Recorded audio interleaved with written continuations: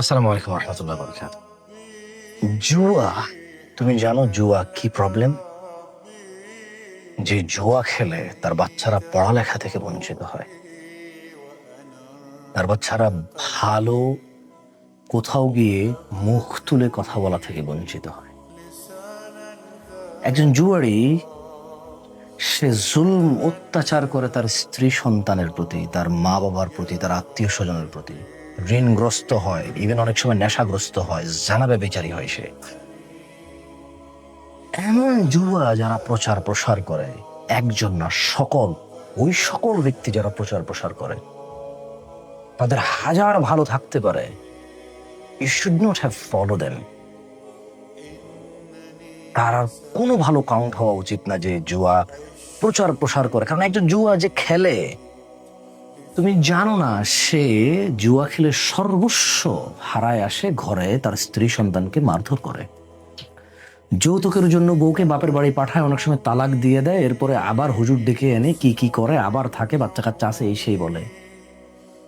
Mobile বিক্রি করে আসে, বউয়ের স্বর্ণ বিক্রি করে আবার মোবাইল নেয়, সেই মোবাইল বউর সাথে ঝগড়া করে আবার আছাড় মারে ভাঙে। জুয়া যে খেলে সে এতটা বিকৃত মস্তিষ্কের হয়ে যায়। তুমি জানো না জুয়ার কারণে কত বাপ তার বাচ্চার স্কুলের ফি দিতে পারে না, বাচ্চার হসপিটালের বিল দিতে পারে না। বেতন কিন্তু 1 লাখ 2 লাখ টাকা পায়। বাপদাদার থেকে যে সম্পদ পেয়েছে সেখান থেকে উপার্জন 50-60 হাজার, 1 লাখ 2 লাখ 5 লাখ 10 লাখ পর্যন্ত আছে। স্ত্রীর ভরি 50 স্বর্ণ ছিল,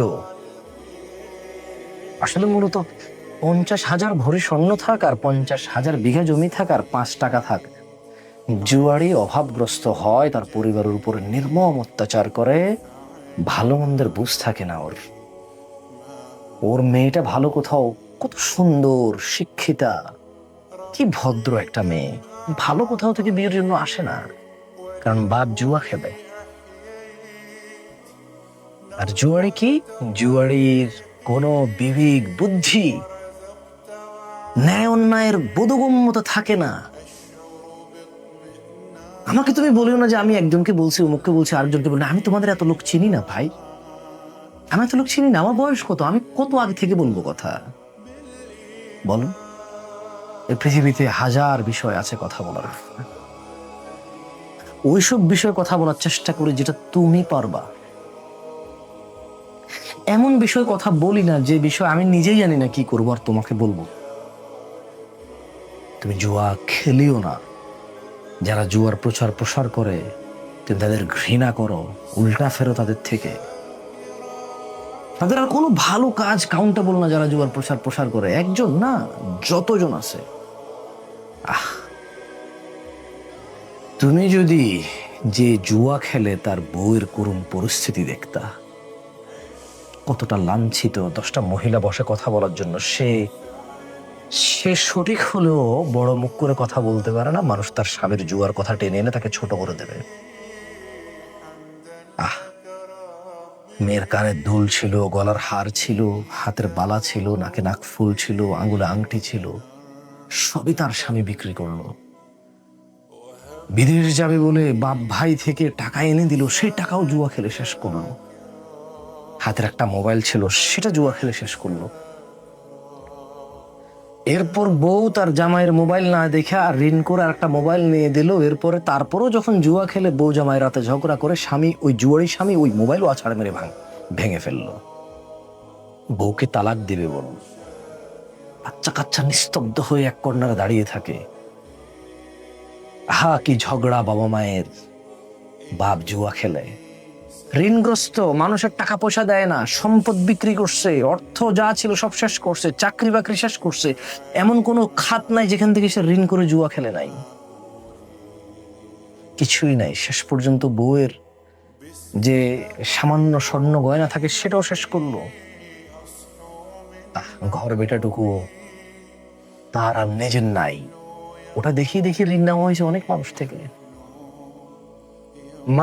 মায়ের মুখ, বাপের মুখ, বউয়ের মুখ, সন্তানের মুখ, সবার মুখ বিক্রি করে ঋণ করে সে জুয়া খেলে। তুমি বোঝো জুয়ারি কেমন হয়?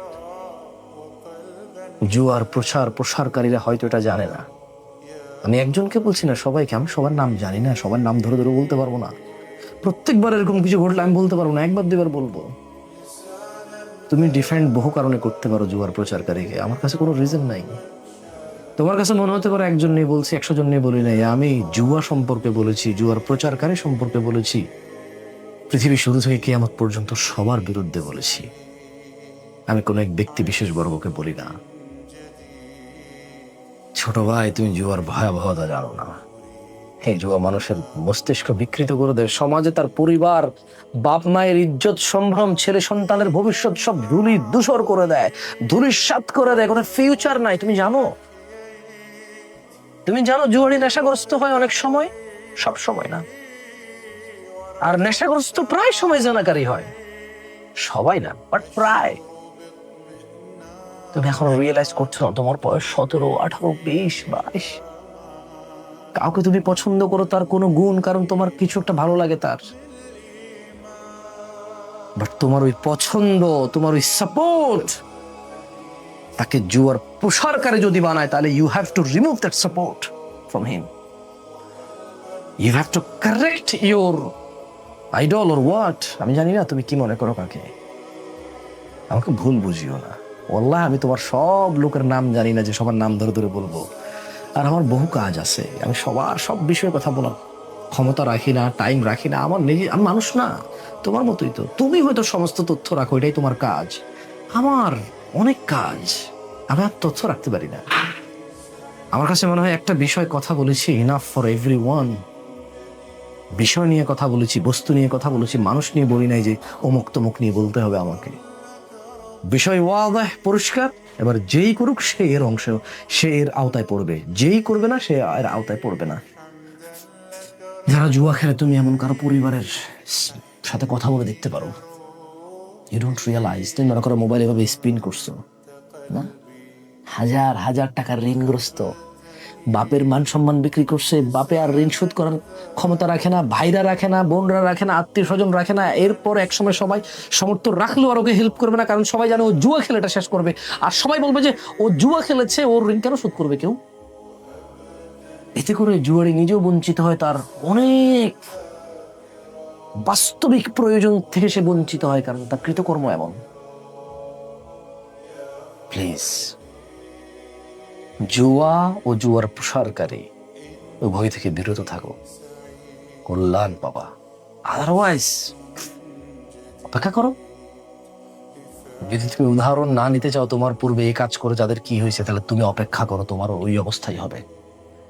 ভুল বুঝিও না, প্রয়োজনে বুঝিও না, আবার জিজ্ঞাসা করিও, কেমন? জাকুমুল্লাহ খায়ের। আসসালামু আলাইকুম।